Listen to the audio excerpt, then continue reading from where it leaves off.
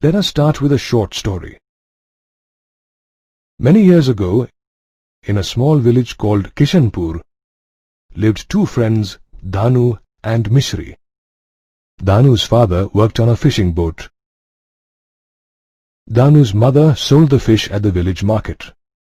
Danu's parents were not interested in sending Danu to school.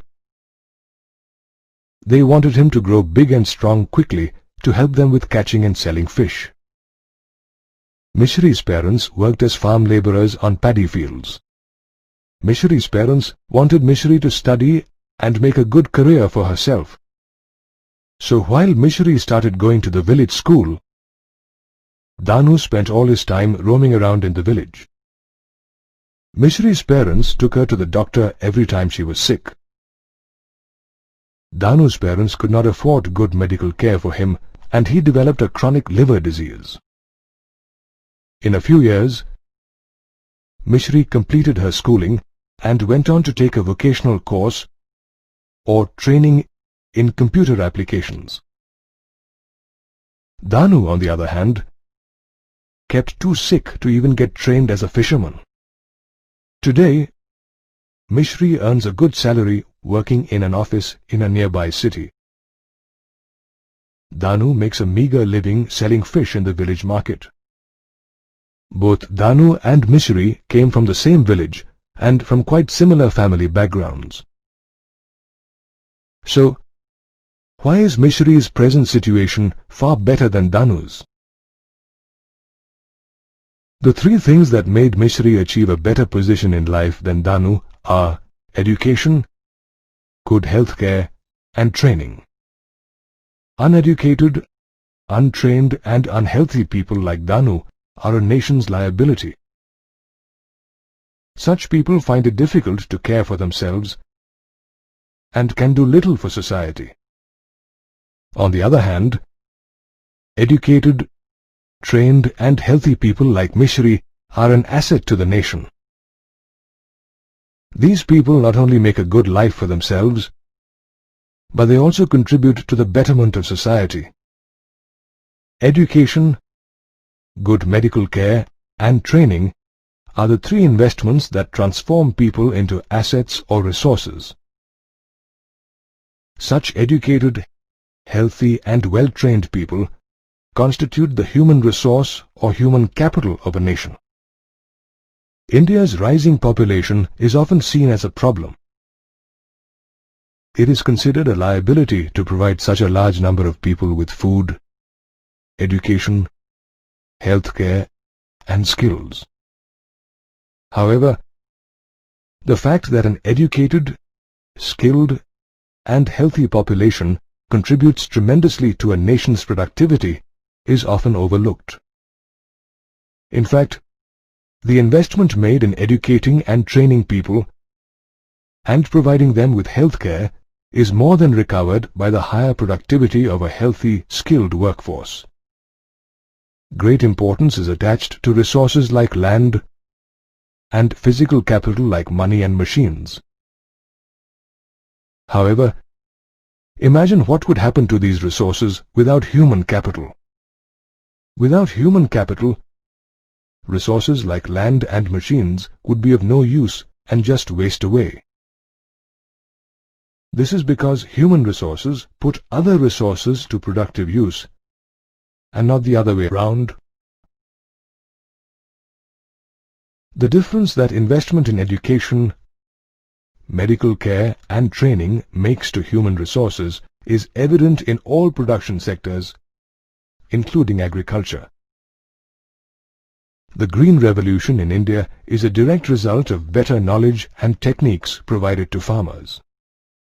For many industries like the IT industry, skilled manpower or human capital is more valuable than machines and equipment. India's IT industry is a good example of how a largely human resource-based industry can make a significant contribution to the country's gross domestic product or GDP. Japan is another good example of a country that has achieved great success by investing on the education and health of its people. The efficiency and technological skills of the Japanese are evident by the fact that Japan exports more than it imports despite being poor in natural resources. Compare Japan's story with some countries in Africa that are enormously rich in natural resources but have largely uneducated and unskilled populations. These countries are the poorest nations in the world. Any child with an investment in education, medical care and training can become a useful human resource. The responsibility to make a child a useful human resource rests with the parents. Educated parents are more inclined to spend on their child's education, healthcare and training. The child who grows up to be a good human resource similarly takes care of his children. This forms a virtuous cycle. On the other hand, uneducated parents are less inclined to invest on their child's education and healthcare. The child who grows up with such disadvantages tends to keep his children in similar deprived conditions, creating a vicious cycle to produce poor human resources. You are in school, which shows that your parents are willing to invest in your education. It is your responsibility to work hard too. Choose a vocation that interests you and become useful human capital for your country. If you look around, you will see that people work in different professions. But why do people work? People work to generate income to be able to provide for themselves and their families. Just like an individual, the government of a country also needs to generate income to look after its population and carry on works of public interest, nation building and international trade. The national income of a country is measured by its gross domestic product, or GDP, which is the total value of all the goods and services produced in the country in a year. The different activities that people carry out to create goods and services, which contribute towards the national income, are called economic activities. Economic activities can be classified based on their nature and purpose. Based on their nature, the economic activities can be classified into three sectors: primary sector, secondary sector, and tertiary sector. Based on their purpose, economic activities can be classified as market activities and non-market activities. The primary sector economic activities are agriculture and forestry, animal husbandry, fishing, poultry farming, and mining.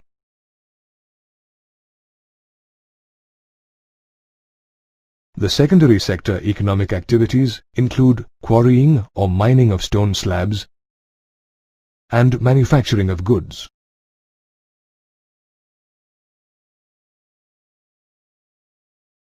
The tertiary sector economic activities include trade, transport, communication, banking, insurance, education, healthcare, and tourism. The economic activities performed with the purpose of generating income or profit are called market activities. Market activities include the production of goods and services for customers and salaried jobs. The economic activities performed with the purpose of producing or gathering things for self-consumption are called non-market activities. Non-market activities include small-scale farming, fishing, gathering jungle produce, and processing raw food by cooking.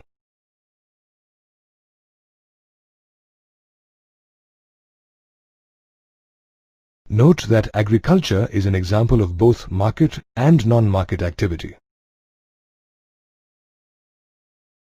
Agriculture on a large scale, where a farmer produces enough for himself and is left with a surplus to sell and make a profit, is a market activity. However, agriculture on a small scale just to feed the farmer and his family is a non-market activity. Now let us look at the kind of economic activities performed by men and women.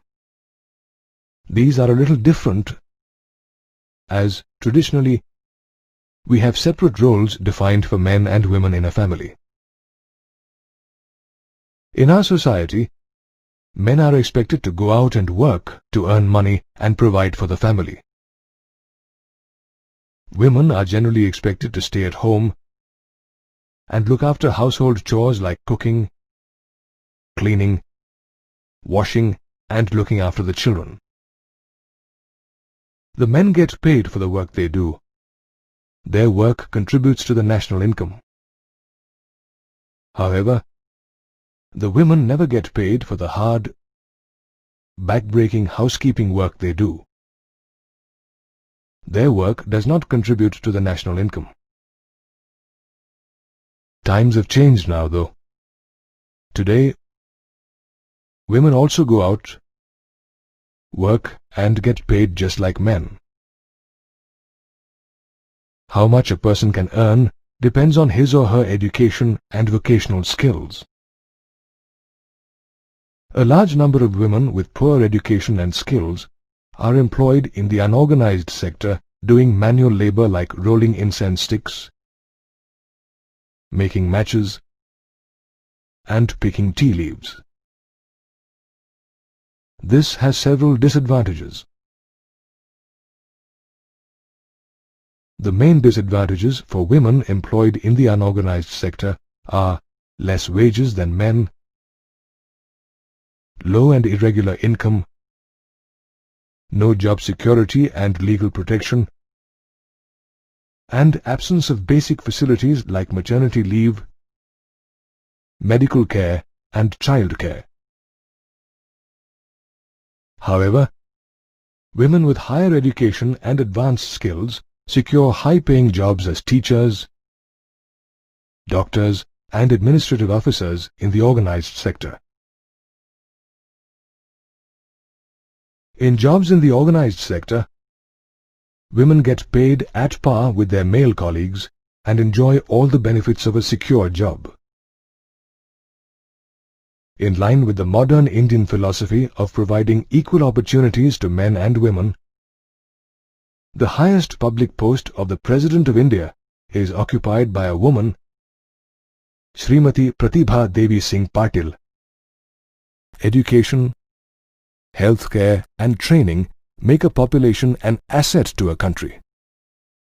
Thus, these are the three factors that determine the quality of a nation's population. Uneducated, untrained, and unhealthy people find it difficult to take care of themselves and can do little for society. Thus, they are a nation's liability. Why is education so important? What does it do to make you an asset to your nation? Education unlocks the doors of new aspirations and opportunities for you and allows you to have a good life. Education inculcates good values to make you a better person. Education allows you to find good employment so that you can contribute to the national income. Education prepares you to become a responsible citizen and contribute to the country's good governance. India's national education policy recognizes the importance of education in tackling the problems and the requirements for a person's growth.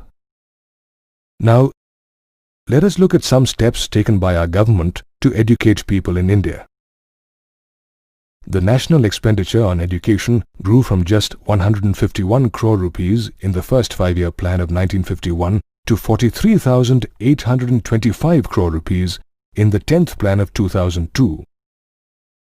From 1951 to 2002, the expenditure on education rose from just 0.64% to 3.98% of our gross domestic product.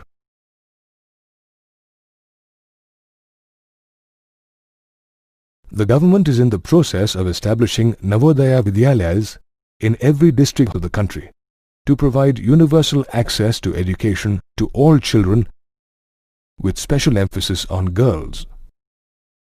The central government has also launched the Sarva Shiksha Abhiyan in partnership with the state and local governments. This is a time-bound initiative to provide free, compulsory elementary education to all children between 6 and 14 years of age by 2010. The 10th Five-Year Plan for 2002-2007 focused on increasing the enrollment of students from 18 to 23 years of age in higher education. The 10th Plan also aimed to combine formal, informal and distance education to provide better access to education to students in all parts of the country. The government aims to provide vocational training even to high school students. However, many well-paying skills are acquired through higher education in colleges after school. The number of universities and colleges of higher studies have grown in number since 1951. Still, these are not enough to accommodate all the aspiring students in the country. The chart here shows the rise in the number of college students and teachers in India between 1951 and 1999.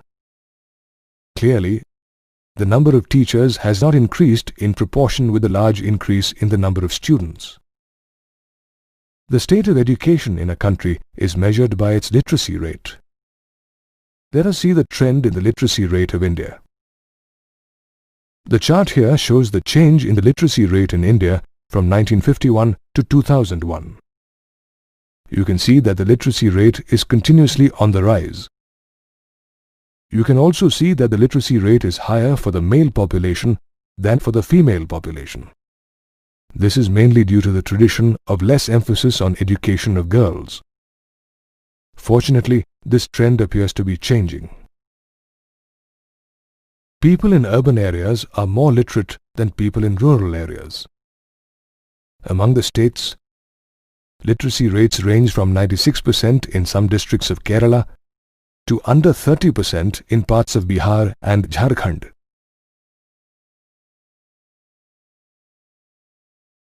After education and training, let us move on to health. Why is staying healthy important for you? Good health allows you to fight illness and perform to your full potential. Good health allows you to work more efficiently and be an asset for the organization you work for. Besides career opportunities and growth, good health is important for your overall well-being as an individual. Our national health policy aims to make healthcare and family welfare programs more accessible to people and provide them with nutritional guidance with special focus on the poorer sections of society. There has been a tremendous increase in the number of healthcare institutions in India in the past few decades. Health sub-centers, primary health centers, and community health centers catering to the rural population have grown in large numbers. A good indicator of the increase in health facilities is the number of hospital beds available in India. Indian doctors are renowned the world over for their expertise. The pool of trained doctors and nursing staff has also increased in India, though there is still more requirement for such people. How do you judge the health of a population? The health of a population is indicated by parameters like its life expectancy, infant mortality rate, and birth and death rates. Better healthcare facilities increased the average life expectancy in India to 65 years by the year 2000. Infant mortality rate is the number of deaths of children under 1 year of age per 1,000 live births. Child and family care programs reduced the infant mortality rate in India from 147 in 1951 to 75 by the year 2000. Birth rate is the number of babies born per 1,000 people in a given time. With increasing awareness about family planning, the birth rate in India came down to 26.1 by the year 2000. Death rate is the number of deaths per 1,000 people in a given time. With better health care, the death rate in India decreased to 8.7 by the year 2000. Like education, healthcare facilities are also not uniformly distributed in India. For example, while the states of Karnataka, Andhra Pradesh, Tamil Nadu and Maharashtra have 81 out of the 181 medical colleges in India, the densely populated states of Bihar and Uttar Pradesh have very few. We often hear about the problems of unemployment and unemployed people. Who exactly qualifies as being unemployed? Let us look at some people to understand the definition of unemployment. Meet the Kumar family. Let us see what each person in this family does and decide whether he or she is unemployed or not. Mr. Kumar's father is a retired senior citizen. He no longer goes out to work, but he is not considered unemployed as he is above the age of 59. Mr. Kumar's daughter is still in school. She cannot be considered unemployed as she is less than 15 years of age. Mr. Kumar goes out to work in an office and gets paid for it. He is certainly employed. Mrs. Kumar prefers to look after her house and family. She willingly does not want to go out and work to earn. Thus, she also cannot be considered unemployed. Mr. Kumar's son is 20 years old. He is willing to work, but has no job as yet. He belongs to the category of unemployed people. Unemployment exists when a person, 15 to 59 years of age, who is willing to work at acceptable wages, cannot find a job. Such a person is called an unemployed person. The form of unemployment is different in rural and urban areas. In villages, people usually face seasonal unemployment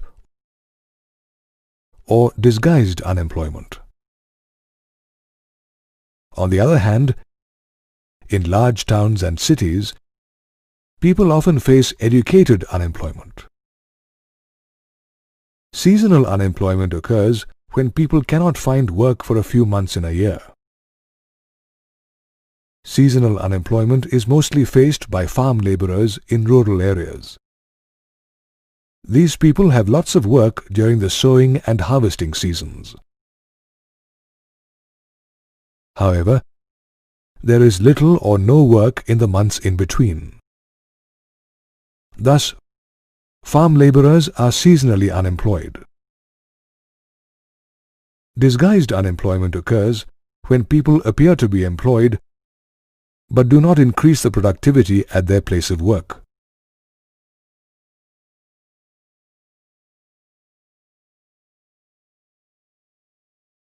To understand disguised unemployment, let us visit Ramdin, a farmer who works in his field. Ramdin's wife and his 3 sons also work in the same field. Ramdin's field is small. It requires the labor of only 3 people, but actually 5 people are employed on it. The work of 2 extra persons does not increase the productivity from the field. Thus, 2 people in Ramdin's family face disguised unemployment.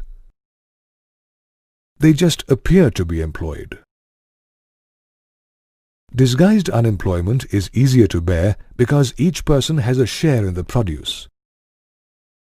However, this sharing does not improve the condition of the family.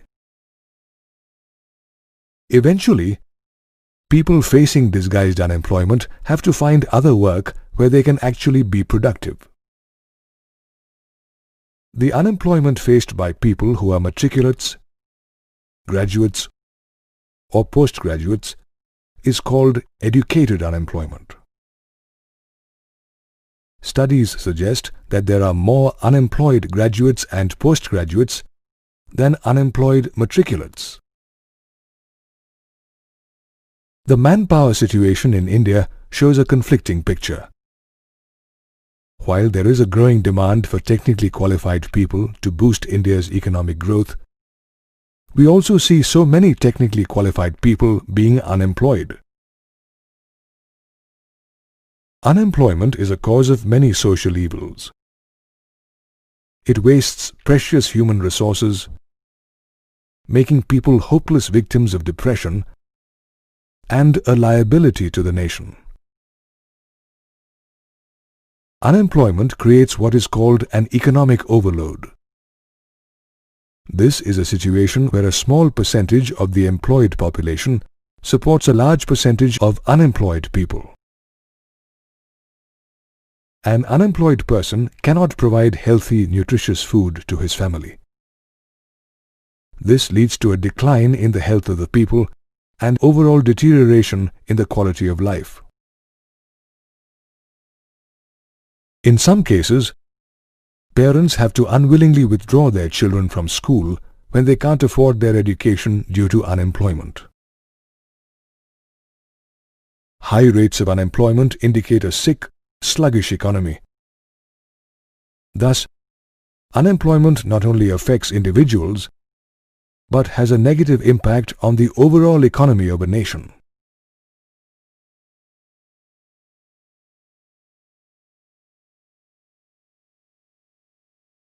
At 7.2%, the unemployment rate in India is comparatively low in the world. However, many people in India do not get the opportunity to work at their full potential and to earn the income they deserve.